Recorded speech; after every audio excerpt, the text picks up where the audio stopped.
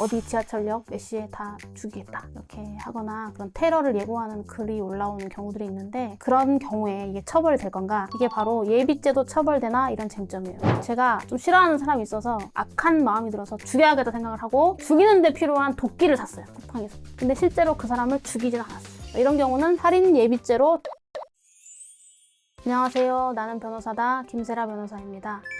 범죄라는 게 이제 뭐 여러 가지 단계를 통해서 이루어지는데, 아주 쉽게 설명하면 예를 들어 볼게요. 누구를 죽인다 그러면 일단 죽여야겠다는 마음을 먹겠죠. 그런 다음에 죽일 방법을 찾겠죠. 보통은 칼 같은 뭐 살인에 적합한 도구를 구매를 하든 뭐 어디서 가져오든 가져오겠죠. 그렇게 해서 타겟을 죽일 수 있는 상황을 만들겠죠. 예를 들어서 뭐 인적이 드문 그런 데로 뭐 데리고 간다든가 해서 죽일 어떤 상황을 만든 다음에 실제로 찌르겠죠. 그래서 죽이려는 거 힘껏 찔러서 죽인다. 범죄 완성의 과정인데, 형법 교과서에는 범죄 완성 단계를 3가지로 나눠요. 범죄 준비 단계, 범죄 미완성 단계, 범죄 완성 단계, 이렇게 나눕니다. 오늘 설명드릴 것은 뭐냐면, 이 범죄 준비 단계와 관련해서 이 정도 행위만 했을 뿐인데 처벌이 될 건가? 사실 이제 좀 요즘 세상 살이가 흉흉해져가지고 한 번씩 살인 예고 이런 글 같은 거 올라오잖아요. 뭐 어디 지하철역 몇 시에 다 죽이겠다 이렇게 하거나 그런 테러를 예고하는 글이 올라오는 경우들이 있는데, 그런 경우에 이게 처벌이 될 건가? 이게 바로 예비죄도 처벌되나 이런 쟁점이에요. 형법에 예비죄라는 게 나와요. 예비 음모 이런 것들 같이 공부를 하는데, 범죄를 준비하는 단계에서도 처벌되는 상황이 있을까? 이거에 대한 쟁점입니다. 원칙은 예비행위는 법률에 특별한 규정이 없는 한 처벌되지 아니한다. 형법에 이렇게 나오는데, 그게 무슨 말이냐면, 원칙적으로는 범죄 예비 단계에서는 처벌되지 않습니다. 그러면 예외, 좀 전에도 말씀드렸듯이 법률에 특별한 규정이 있으면 처벌됩니다. 그러니까 어떤 범죄의 예비죄도 처벌한다 라는 규정이 있으면 그 범죄에 대해서는 예비 단계에서도 처벌이 될 수 있는 거예요. 우리 형법에 예비죄도 처벌되는 죄가 뭐가 있냐면, 내란죄,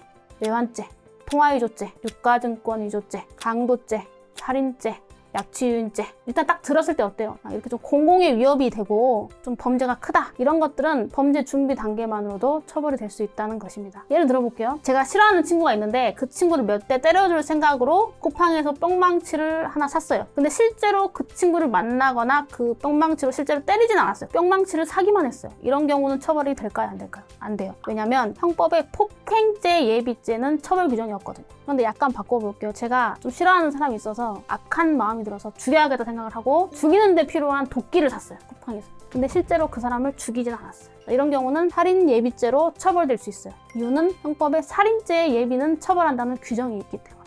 그래서 범죄 준비 단계, 뭐 흉기를 구입하거나 범죄 장소를 물색하거나 이런 범죄 준비 단계에서 처벌이 되냐 안 되냐는 예비죄까지 처벌한다는 규정이 있느냐 없느냐에 따라 달라지기 때문에 항상 규정이 있는지를 먼저 확인을 해야 되는 겁니다. 자, 그럼 변호사님, 그러면 예비죄를 처벌한다는 규정이 있으면 어떠한 준비 행위도 다 처벌이 됩니까? 아니에요. 예비죄 성립 요건이 있고 조금 까다롭습니다. 한번 생각해보세요, 여러분. 사실 마음속 생각이나 뭐 어떻게 하려고 도구를 샀다, 여기까지 단계만으로 처벌시킨다는 게 쉬운 일이 아니에요. 제가 이렇게 설명을 쉽게 풀어서 하니까 그렇지, 누가 칼을 샀는데 그 칼로 뭘 하려고 샀는지를 알 방법이 사실은 잘 없어요. 내심의 생각이기 때문에 입증하기도 어렵고, 좀 처벌의 범위가 너무 확대되는 거 아니냐, 또 너무 불확실하다, 애매하다라는 문제가 될 수 있어서 이 예비죄 성립 요건은 굉장히 엄격하게 봅니다. 예비죄 성립 요건은 예비 행위, 그러니까 범죄 준비에 대한 고의가 있어야 되고 기본 범죄를 범할 목적이 있어야 돼요. 다른 걸 다 떠나서 예비 행위라는 것이 중요한데, 이 예비 행위는 단순히 범행의 계획이나 의사만으로는 부족하고 실질적으로 목적 그 범죄를 실현하는데 필요한 정도의 어떤 실효성 있는 행위를 해야 되는 거예요. 그래서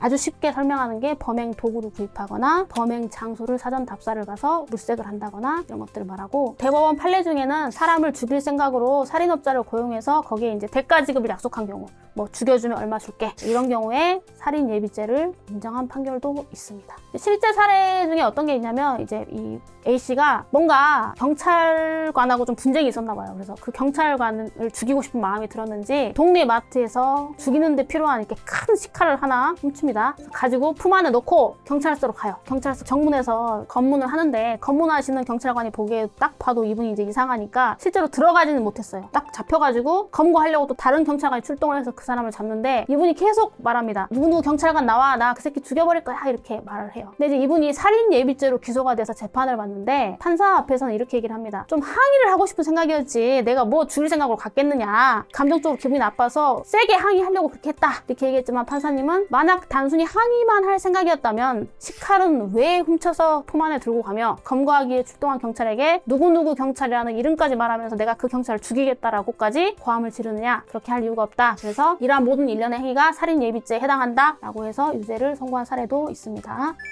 그래서 범죄 준비 행위만으로도 처벌될 수 있고 그 기준은 형법에 또는 뭐 기타 특별법에도 있을 수 있습니다. 법에 이 범죄는 예비죄도 처벌한다는 규정이 있는지, 그리고 예비 행위로서의 구체적 실질을 띠는지, 이런 것들을 단계적으로 모두 검토해봐야 됩니다. 네, 오늘도 이렇게 시청해주셔서 대단히 감사합니다.